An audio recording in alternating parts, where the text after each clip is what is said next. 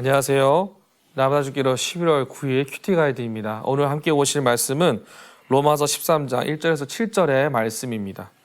여러분, 이 땅이 안전과 평화를 유지하기 위해서 반드시 있어야 할 사회 기구가 있습니다. 이게 무엇일까요? 그렇죠. 경찰입니다.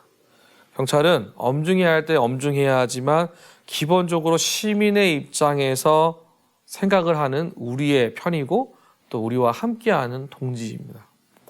경찰은 위험과 악에서 우리를 보호하고 도우려는 의미를 가집니다. 그래서 경찰에게 다가가 길을 물어보면 그 길에 대한 정확한 안내는 기본이고 친절한 미소까지 지어줍니다. 경찰은 이 사회가 안전하게 흘러가고 돌아갈 수 있도록 신경 쓰면서 열심을 다합니다.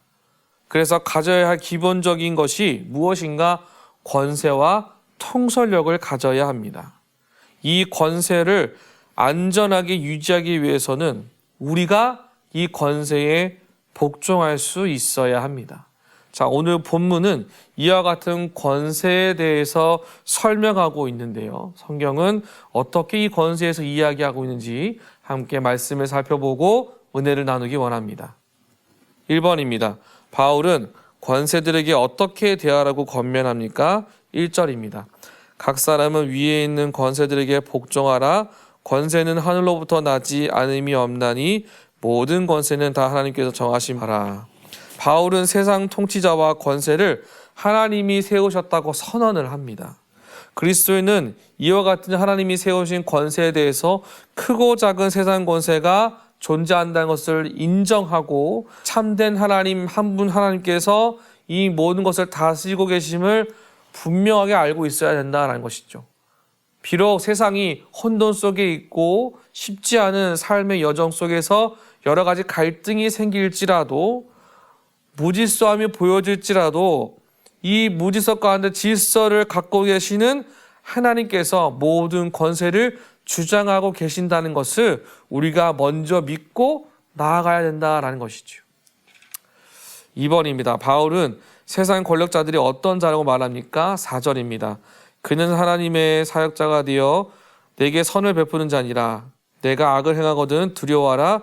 그가 공연히 칼을 가지지 아니하였으니 곧 하나님의 사역자가 되어 악을 행하는 자에게 진노하심을 따라 보응하는지라. 권세들이 전적으로 잘못을 저지르고 불법을 행하거나 불공정한 모습을 취했을 때 바울은 이 사실에 대해서 주저하지 않고 그들이 마땅히 지켜야 할 책무를 거론하면서 준수할 것을 말합니다. 즉 불법함이 있다면 그 자리에서 즉시 자신의 잘못됨을 스스로 인정하고 그 권세를 온전하고 바르게 써야 함을 얘기하고 있죠. 이처럼 권세는 하나님의 도구라는 사실을 기억하셔야 합니다. 하나님의 도구로서 선을 베푸며 악을 행하는 자에게 참된 것을 가르쳐주는 것, 그것이 권세가 가지고 있는 목적이라는 것이죠. 그런데 악을 행하는 자에게 권세가 주어진다면 하나님의 진노를 따라 보응하게 된다는 것을 바울은 우리에게 보여주고 있습니다. 3번입니다. 바울은 국가에 지켜야 할 의무에 대해 어떤 자세를 가지라고 말합니까? 7절입니다. 모든 자에게 줄 것을 주되 조세를 받을 자에게 조세를 바치고 관세를 받을 자에게 관세를 바치고 두려워할 자를 두려워하며 존경할 자를 존경하라. 권세를 두려워하지 않고 선을 행함으로 칭찬을 받아야 한다는 것이죠. 따라서 세금을 바치고 권세를 두려워하고 존경하는 마음을 우리가 가지고 있어야 된다는 것이죠. 무엇 때문에 그렇습니까? 질서를 유지하기 위해서라는 것입니다. 굴복당하고 억압당하는 것이 아니라 이 사회 전체의 질서를 온전하고 안전하게 세워가기 위해서 권세를 두려워하는 것이 아니라 존중하고 존경하는 것이 필요하다라는 것이죠. 내가 신앙인으로서 한 나라의 국민으로서 내 양심에 맞게 살아가는 것이 중요하다라는 것이에요. 권력을 지니고 있는 사람들 역시도 권세를 그들의 양심에 합당하게 써야 한다는 것이죠. 하나님의 말씀에 입각하여서 온전하게 권세를 주장하고 그 권세를 붙잡고 살아가는, 그 권세에 존중하며 살아가는 우리 모두는 합당한 존중을 보여줘야 된다는 것이죠. 4번입니다. 바울이 세상 권력자들에게 복종하라고 명령하는 이유가 무엇인지 묵상해 봅시다. 우리는 어떤 의미에서든 남을 다스리는 동시에 다른 사람의 다스림을 받을 수밖에 없습니다. 그러한 사회 속에 살아가고 있습니다.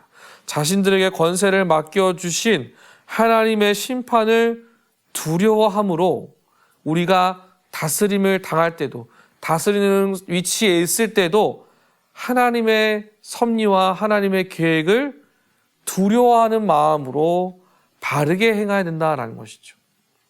굴복이 아니라 전체를 생각하는 마음으로 권세 잡은 자들을 존중하지만 잘못된 길을 갔을 때에 반드시 바른 길로 인도하게 만드는 지혜도 우리가 갖춰야 된다라는 것입니다.